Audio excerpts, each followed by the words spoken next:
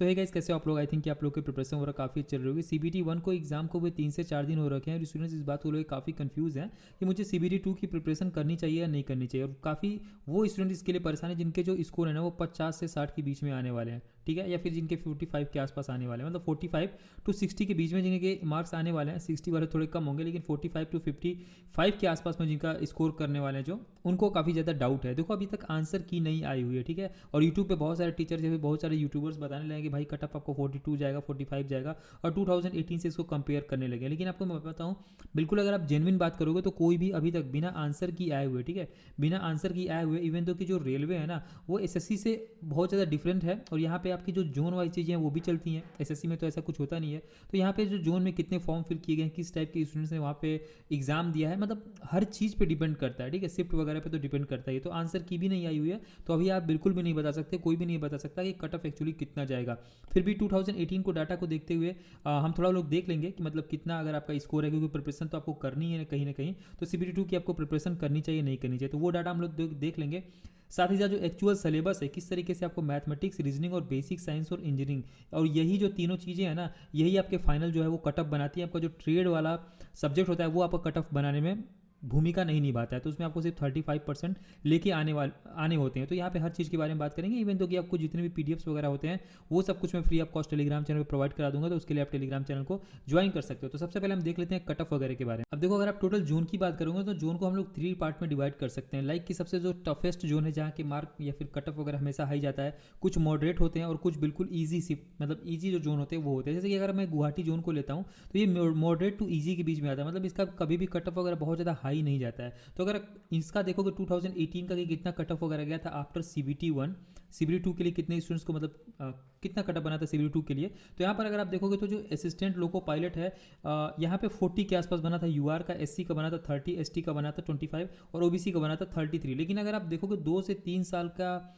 जो लेटेस्ट अगर आप कट ऑफ वगैरह देखोगे, आप एसएससी की बात करो फिर रेलवे की बात करो, तो जो ओबीसी कैटेगरी है ये समथिंग इसके आसपास ही रहती है। तो यहाँ पे अगर आपको 7 नंबर का जो डिफरेंस देखने को मिल रहा है ना, इस बार इतना डिफरेंस देखने को आपको नहीं मिलेगा। समथिंग 2 से 3 नंबर का डिफरेंस आपको मैक्सिमम देखने को मिलेगा। इसमें आप 3 या 4 नंबर मैक्सिमम कर दो, गुवाहाटी जोन के लिए बोल रहा हूँ, तो 43 या फिर 44 के आसपास अगर आप देखोगे, इतना अगर आपके मार्क हैं, आपने किसी इजी जोन से फॉर्म फिल कर रखा है, तो आप मान के चलोगे सीबीटी 1 आपका क्लियर है। इसी तरीके से इसमें लाइक कि 2 या 3 नंबर कम कर दो, क्योंकि ओबीसी का हमको मैंने बताया ना कि हर बार जो कट ऑफ है वो यूआर के समथिंग बराबर याद आ जा रहा है। तो इसमें 2 या 3 नंबर कम कर दो, तो 41 टू 43 के आसपास अगर आपका मार्क है ओबीसी कैटेगरी से, तो आप आराम से सीबीटी 2 दे सकते हो। तो इसके लिए आप प्रिपरेशन करना स्टार्ट कर दो, ठीक है। तो ये हो गया मॉडरेट टू ईजी जोन का। और मैं देखो चीज़ों को बिल्कुल कॉम्प्लेक्स नहीं कर रहा हूँ कि वो बहुत बड़ा डाटा दे दिया यहाँ पे और चीज़ें आपको समझ में ही नहीं आ रही हैं। आपको मैं ओवरऑल चीज़ें बता दे रहा हूँ कि भाई इतना नंबर है तो आपको प्रिपरेशन करना चाहिए, ठीक है। चीज़ों को बिल्कुल सिंपली आपको बता दे रहा हूँ। अब हम देख लेते हैं थोड़े से जो टफ वाले जोन होते हैं उनके बारे में, कि उनमें कितना आपको कट ऑफ, मतलब कट ऑफ क्लियर करने के लिए कितने मार्क्स वगैरह लाने पड़ेंगे। अब देखो यहाँ पे मैंने ओपन कर रखा है आरआरबी इलाहाबाद। आरआरबी इलाहाबाद हमेशा से ही जो टफ और मॉडरेट के बीच में जोन होते हैं ना, उनके साइड लाता है। टफेस्ट भी इसको आप कह सकते हो। तो यहाँ का जो कट ऑफ गया था आरआरबी एएलपी का, वो 50 के आसपास गया था। आप देख ही पा रहे होगे कि कितना ज़्यादा गया है, समथिंग 7 to 8 मार्क्स गुवाहाटी से ज़्यादा गया हुआ है। और एससी का इतना गया, एसटी का इतना गया और ओबीसी का इतना गया। लेकिन मैं फिर से बोल रहा हूँ, ओबीसी जो है वो 2 नंबर सिर्फ कम करना यूआर से, तो वो आप समझ लो कि मतलब इक्विवेलेंट हो जाएगा, ठीक है। तो इसमें अगर आप 3 नंबर या फिर 4 नंबर के आसपास ऐड कर दोगे, यानी 53 टू 55 के अगर आसपास आपके नंबर है यूआर कैटेगरी से, तो आराम से आप सीबीटी 2 की प्रिपरेशन करो, ओके। इसी तरीके से इसमें अगर आप देखोगे तो 50 के आसपास अगर आपका नंबर है, 51 के आसपास अगर आपका नंबर है इलाहाबाद जोन से, तो आप आराम से सीबीटी 2 की प्रिपरेशन कर सकते हो। तो ये एक छोटा मोटा एनालिसिस था, कोई भी मतलब इसमें डिटेल डाटा हमने ऐड नहीं किया है। देखो डाटा तो मैं ऐड कर सकता हूँ, कोई भी इशू नहीं है। सारे के सारे जितने भी जोन है सबका पीडीएफ तो ऑलरेडी हर एक जोन के वेबसाइट पे पड़ा हुआ है, उसको आप जाके देख भी सकते हो, जिस भी जोन से आपने फॉर्म फिल कर रखा है। और वो डाटा को कंपाइल करके एक्सेल सीट बना के आराम से आप चीज़ें कर सकते हैं। लेकिन उसका कोई मतलब नहीं है, क्योंकि वो 2018 में पेपर हुआ था, उसके बाद बहुत सारी चीज़ें चेंज हुई है। नंबर ऑफ जो स्टूडेंट हैं वो काफ़ी चेंज हुए हैं, जो पढ़ाई का लेवल है वो भी चेंज हुआ। और किस टाइप का पेपर था यार, पेपर पता ही नहीं किसी को किस टाइप का पेपर था। पेपर हार्ड था, मॉडरेट था, ईजी आ रहा है, और क्या जीके का जो नंबर ऑफ क्वेश्चन है वो क्या हार्ड आ रहा है, या फिर मैथमेटिक्स हार्ड आ रहा है, रीजनिंग हार्ड आ रहा है, कुछ भी नहीं पता है तो आप बिल्कुल भी एनालिसिस नहीं कर सकते। लेकिन आपको एक ओवरऑल आइडिया मिल जाएगा कि इसके आसपास अगर आपका मार्क है तो आप आराम से सीबीटी 2 की प्रिपरेशन करो, क्योंकि वो तो करना जरूरी है। अब हम बात कर लेते हैं काम की, जो कि है आपको पढ़ना कैसे है सीबीटी 2 के लिए एग्जैक्टली। अब देखो, अब मैंने ऑफिशियल जो सिलेबस है उसको ओपन कर रखा है सीबीटी 2 का। इसमें जो पार्ट ए है और पार्ट बी, दो पार्ट होते हैं, आपको ऑलरेडी पता भी होगा। लेकिन जैसा कि मैंने एग्जाम दिया तो पार्ट ए होने के बाद तुरंत ही पार्ट बी स्टार्ट हो जाता है। जैसे ही आप इसको सबमिट करोगे ना, पार्ट ए पहले स्टार्ट होगा, इसको जैसे ही आप सबमिट करोगे पार्ट बी आपका स्टार्ट हो जाता है, ठीक है। और पार्ट ए के लिए आपको 90 मिनट्स मिलते हैं, 1.5 घंटे का टाइम मिलता है, 100 क्वेश्चन होते हैं और कट ऑफ इसी पे बेस्ड होता है। मतलब कि आप इसमें जितना अच्छे नंबर लेके आओगे, आपका कट ऑफ फाइनल सिलेक्शन इसी के आधार पे होगा। यही जो 3 टॉपिक आपके आने वाले हैं, तो इन्हीं को आपको अच्छे तरीके से तैयार करना है। कैसे करना है वो मैं भी आपको बताने वाला हूं। तो मैथमेटिक्स में ये सारे के सारे टॉपिक्स आप देख रहे हो, रीजनिंग में ये सारे के सारे टॉपिक्स आपको आते हैं, और बेसिक साइंस और इंजीनियरिंग में ये सारे के सारे टॉपिक आपको आते हैं, ठीक है। और इसमें से आपको तैयारी कैसे करना है, तो आपने ऑलरेडी सीबीटी 1 का तो प्रिपरेशन कर रखा होगा, ठीक है। तो सीबीटी 1 के आधार पर ही आपको इन दोनों चीज़ों को प्रिपरेशन करना है, ठीक है। लेकिन एक चीज़ आप ध्यान देना कि इसमें जो है ना, ये अगर आपका जो भी टॉपिक इसमें से वीक हो, थोड़ा सा आपको मैं स्ट्रेटजी बता दूं, इसमें से जो भी टॉपिक आपको वीक हो पहले उनको आप प्रिपेयर कर लेना। जैसे कि मान लो कि आपने सीबीटी 1 दिया होगा तो आपको पता होगा भाई यार टाइम एंड डिस्टेंस के क्वेश्चन मुझसे नहीं बन पा रहे थे, प्रॉफिट लॉस नहीं बन पा रहा था, अलजेब्रा नहीं बन पा रहा था, तो इन टॉपिक्स को आप ऐसे मार्क कर लेना, ये पीडीएफ निकाल के या फिर फोन में भी, और उनको सबसे पहले तैयार कर लेना। और जैसे ही वो तैयार हो जाए ना, उसके बाद आप मिक्स क्वेश्चन करने लेना। मिक्स क्वेश्चन मतलब 25 क्वेश्चन मिक्स करना, जिसमें कि सारे के सारे मैथमेटिक्स के टॉपिक आ जाएं, या फिर 30 क्वेश्चन का जो मिक्स होता है उनको करना। इसी तरीके से आप मिक्स क्वेश्चन करना, वो आपके लिए सबसे ज़्यादा बेनिफिशियल रहेंगे, ठीक है। इसी तरीके से आप रीजनिंग में भी कर सकते हो, जो टॉपिक वीक है उनको सबसे पहले करना, उन टॉपिक्स को अच्छे से खत्म कर लेना 100 या फिर 200 क्वेश्चन करके, उसके बाद सारे के सारे मिक्स क्वेश्चन आप लगाना स्टार्ट करें। तो पहले ये कर लेना, क्योंकि बाद में क्या होता है ना, जब एग्जाम नहीं आता तो उस टाइम पता चलता है भाई ये टॉपिक वीक था, इसको मैंने पढ़ा ही नहीं और ये क्वेश्चन मुझसे नहीं बन पाया। तो जो आपका वीक पॉइंट है ना, वो सीबीटी 1 आपको बता दिया होगा, और इस तरीके से आप अपना वीक जो पॉइंट है उसको प्रिपेयर करके फिर मिक्स लगाना स्टार्ट कर देना, और इसी के अकॉर्डिंग आप कटअप भी बनेगा। अब देखो, बेसिक साइंस में जो इंजीनियरिंग है ना, इसके लिए मैं आपको टीचर भी बता देता हूँ कि किस टीचर से आप फ्री ऑफ कॉस्ट पढ़ सकते हो यूट्यूब चैनल पे, साथ ही साथ किस बुक को आप फॉलो कर सकते हो। इनके लिए जो बुक है ना, कौन सी बुक आपको फॉलो करनी, तो कोई भी प्रीवियस ईयर का बुक फॉलो कर सकते हो आप, एसएससी के भी बुक फॉलो कर सकते हो और रेलवे के भी बुक को फॉलो कर सकते हो। डिपेंड करता है कि आपके पास कौन सी बुक पड़ी हुई है, तो उसके लिए आपको परेशान नहीं होना है।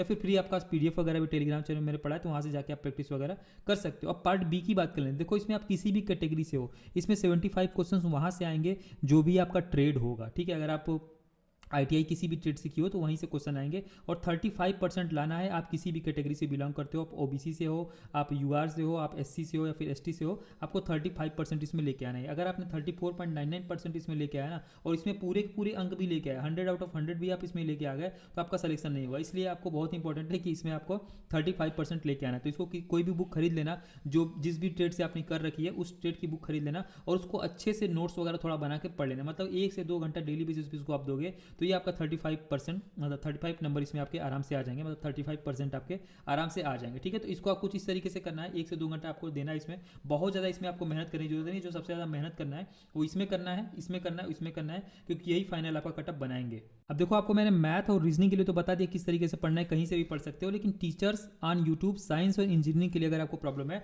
तो टोटल 2 टीचर है जिनसे आप फ्री ऑफ कॉस्ट पढ़ सकते हो। अगर आपने किसी कोर्स वगैरह परचेस कर रहे हो, फिर किसी ऐसे टीचर की वीडियो देख रहे हो जो कि कोर्स अपना बेचता है, तो ऑब्वियसली अपना ही प्रचार करेगा। लेकिन यहाँ पे मैं 2 टीचर जो अच्छे हैं उनको सजेस्ट कर देता हूँ। जैसे कि ये एक मैम है, इनको आप देख रहे हो, ये फिगर वगैरह की मदद से काफ़ी अच्छा थ्योरी वगैरह बताती रहती हैं और ऑप्शनल वाले क्वेश्चन भी कराती रहती है। तो ये सारी की सारी जितनी भी क्लासेस होती हैं ये मोर देन इनफ है। इनका एक छोटा सा नोट्स बना लेना, A4 साइज जो पेपर आते हैं ना, उसको लेके एक नॉर्मल सा नोट्स बनाना है, सो दैट कि आपको रिवीजन में प्रॉब्लम ना आए। और जैसे क्या होता है कि जो A4 साइज वाले पेपर होते हैं ना, उनको रिवीजन भी कर सकते हो, उनको रफ की तरह भी यूज़ कर सकते हो। तो मतलब कि एक सेविंग भी हो जाता है और अच्छे तरीके से आप टाइम का यूटिलाइजेशन भी कर सकते हो। तो इनसे पढ़ लेना, इनका जो लिंक है वो मैं आपको कमेंट बॉक्स में दे दूंगा, और आप इसको सर्च भी कर सकते हो। एसएससी टेक्स्ट बुक करके ये चैनल है, इस पर ये मैम पढ़ाती है, ठीक है। तो इनसे आप पढ़ सकते हो। अगर ये आपको अच्छी ना लगे तो आप जो दूसरे टीचर हैं आप इनसे ही पढ़ सकते हो। इन्होंने भी पूरा का पूरा क्लास करा रखा है, और उनका जो कोर्स है वो 699 में स्टार्ट हुआ है, तो मुझे नहीं लगता है इसको परचेस करने की आपको जरूरत पड़ेगी। ये पूरी की पूरी जो 1 to 32 या फिर 35 के आसपास क्लासेज हैं, पूरा का पूरा साइंस और जो इंजीनियरिंग है इसकी क्लास इन्होंने करा रखी है, तो इसको आप पूरा पढ़ सकते हो फ्री ऑफ कॉस्ट। और उसी तरीके से जैसे मैंने आपको बताया, A4 साइज का जो नोट्स पेपर आता है उस पर अपना नोट्स वगैरह बना लेना है। तो ये हो गया भाई वीडियो देखने का, और इस वीडियो को आप मतलब 1 महीने या फिर 2 महीने में आराम से देख के खत्म कर सकते हो। मुझे तो लगता है 1 महीने में ये वीडियो देख के आप खत्म कर लोगे। उसके बाद प्रैक्टिस करने के लिए आप ये जो बुक है ना, बेसिक साइंस और इंजीनियरिंग की किरण वाली, इससे आप अच्छे से प्रैक्टिस कर सकते हो, ठीक है। इसमें सारे के सारे जो सिलेबस वगैरह आप देख लो, सारे के सारे जितने भी टॉपिक्स आते हैं वो सब कुछ दे रखा है, तो यहाँ से आप अच्छी खासी प्रैक्टिस कर सकते हो। अगर इस बुक का आपको लिंक चाहिए तो वो मैं आपको कमेंट बॉक्स में प्रोवाइड करा दूंगा। आप इससे जाके अच्छे से प्रैक्टिस कर लोगे तो बेसिक साइंस जो इंजीनियरिंग है वो आराम से सॉल्व हो गया। और मैथ और रीजनिंग के लिए तो अभी आपको कुछ बाई करने की जरूरत नहीं है, जो आपके ओल्ड कंटेंट पड़े हुए हैं, ओल्ड बुक्स वगैरह पड़ी हुई हैं, ओल्ड नोट्स वगैरह पड़े हुए हैं, उससे ही आप आराम से प्रिपरेशन कर लो, या फिर पीडीएफ वगैरह मैं टेलीग्राम चैनल पे अवेलेबल करा रखा हूँ। अब देखो जो प्रीवियस ईयर का पीडीएफ है ना, मतलब CBT 2 का जो पीडीएफ है वो पूरा का पूरा एक ही जगह पे मैंने यहाँ पे अवेलेबल करा रखा है, और जो भी चीज़ें आएंगी वो सारा का सारा अपडेट यहाँ पे ALP वाले स्टूडेंट्स के लिए मैंने बना रखा है। 40 दिन का जो यह था ये CBT 1 का था, और स्टूडेंट को बहुत ज़्यादा फायदा हुआ था इसमें। करंट अफेयर वगैरह का पीडीएफ सब कुछ मैंने प्रोवाइड करा रखा था, और इसी पीडीएफ में, मतलब यही जो ग्रुप है इसी ग्रुप में मैं आपको अगला जो पीडीएफ है ये सारा का सारा प्रोवाइड करा रखा हूँ। तो ये जाके आप डाउनलोड करके और चेक कर सकते हो किस टाइप के क्वेश्चन आते थे, और इसी के अकॉर्डिंग पढ़ सकते हो। अब देखो अगर आपको मॉक वगैरह कौन से देना है, तो मॉक के लिए किस तरीके से आपको मॉक देना है, कौन सा बेस्ट प्लेटफॉर्म रहेगा आपको मॉक वगैरह देने के लिए, ये सारी की सारी चीज़ें आप कमेंट बॉक्स में बोल देना अगर आपको चाहिए तो। साथ ही साथ अगर आपको एक बेहतरीन स्ट्रेटेजी चाहिए, देखो यार स्ट्रेटेजी अब इसमें कुछ ज़्यादा रह नहीं गया हालांकि CBT 2 में, क्योंकि आपने ऑलरेडी CBT 1 के लिए अच्छा खासा प्रिपेयर कर रखा है। इसमें जो भी है वो बेसिक साइंस और इंजीनियरिंग वाला जो पोर्सन है उसको ही प्रिपरेशन करना है, जिसके बारे में मैंने आपको बता रखा है। बस प्रीवियस ईयर के क्वेश्चन वगैरह लगाते जाओ, डेली बेसिस पे 4 से 5 घंटे देते जाओ, आराम से आपकी तैयारी जो अच्छी हो जाएगी। और देखो एक और कंफ्यूजन है कि भाई इसका एग्जाम जो है ना वो कितने टाइम में हो, मतलब CBT 2 के लिए कितना टाइम मिलेगा। तो मान के चलो 3 से 4 महीने तो आपके पास एटलीस्ट है ही, जब तक आपका NTPC के थोड़ा सा पहले ये हो सकता है, ठीक है, NTPC के जस्ट थोड़ा सा पहले हो सकता है, मतलब 3 से 4 महीने के आसपास आपके टाइम है। तो आराम से पढ़ते रहो, साथ ही साथ NTPC की प्रिपरेशन करते रहो। बाकी कोई कंफ्यूजन या फिर डाउट्स वगैरह है आप कमेंट बॉक्स में मुझसे ड्रॉप कर देना, और बुक की लिंक वगैरह भी मैं कमेंट बॉक्स में ड्रॉप कर दूंगा, और टीचर वगैरह का जो प्लेलिस्ट है वो भी मैं अपने चैनल पे अटैच कर दूंगा। मिलते हैं नेक्स्ट वीडियो में। जय हिंद, टेक केयर। और हाँ, टेलीग्राम चैनल ज्वाइन करना मत भूलना, या फिर आप सर्च भी कर सकते हो SSC रेलवे PDFs, ठीक है। ये सर्च करोगे तो आपको पूरा का पूरा चैनल जो फर्स्ट नंबर पे मिल जाएगा। 23K के आसपास इसमें सब्सक्राइबर आपको मिल जाएंगे, ठीक है। चलो मिलते हैं नेक्स्ट वीडियो में। जय हिंद, टेक केयर, बाय बाय।